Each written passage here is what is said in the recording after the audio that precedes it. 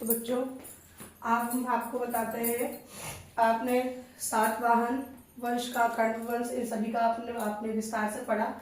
अब इसके बाद आए भारत में यवन। यवन राज्य में कौन कौन से आए? पहले सबसे पहले किसका आक्रमण हुआ?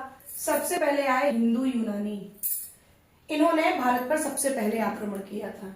इंडो यूनानी भी बोलते हैं इनको।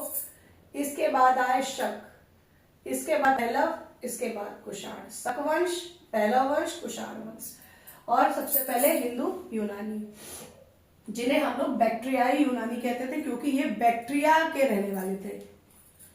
और जो चंद्रगुप्त मौर्य था, चंद्रगुप्त मौर्य ने सेल्यूकस निकेटर को हराया था।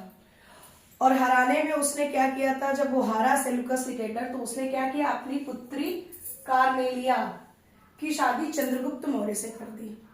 और चंद्रगुप्त मौर्य से शादी तो की ही, काबुल, कांधार, हेरात, मकरान, ये जो देश थे, ये जो राज्य थे, ये भी दे दिए गए।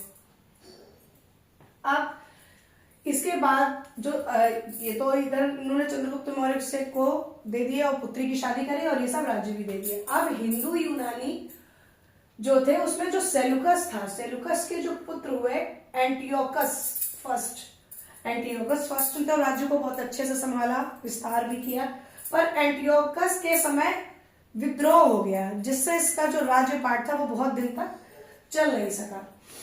और फिर सबसे पहला भारत पर आक्रमण किसने किया? बैक्ट्रिया का शासक था डेमेट्रियस। डेमेट्रियस ने ही सबसे पहला आक्रमण किया था, इसीलिए इसको हिंदी यूनानी या बैक्ट्रियाई यूनानी भी कहा जाता था। और हिंदी यूनानी क्यों कहा जाता था? इसने जब आक्रमण किया तो अफगानिस्तान, पंजाब एवं सिंध इन सब जगहों पर अपना आधिपत्य कर लिया। और इसने राजधानी किसको बनाया? सियालकोट को, जो कि शिक्षा का भी प्रमुख केंद्र था।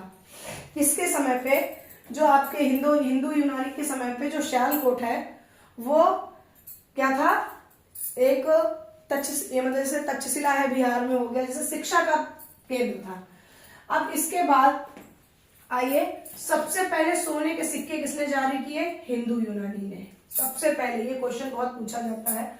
और सबसे अधिक विख्यात शासक कौन था? हिंदू यूनानी में सबसे पहले अधिक विख्यात था मिनांडर, जिसने 165 से 145 ईसा पूर्व तक शासन किया। जो मिनांडर ने क्या किया? नागसेन से बौद्ध धर्म की दीक्षा ली। नागसेन को नागार्जुन भी कहते थे। और इन दोनों का संवाद है किसमें उल्लेखित है? मिलिंद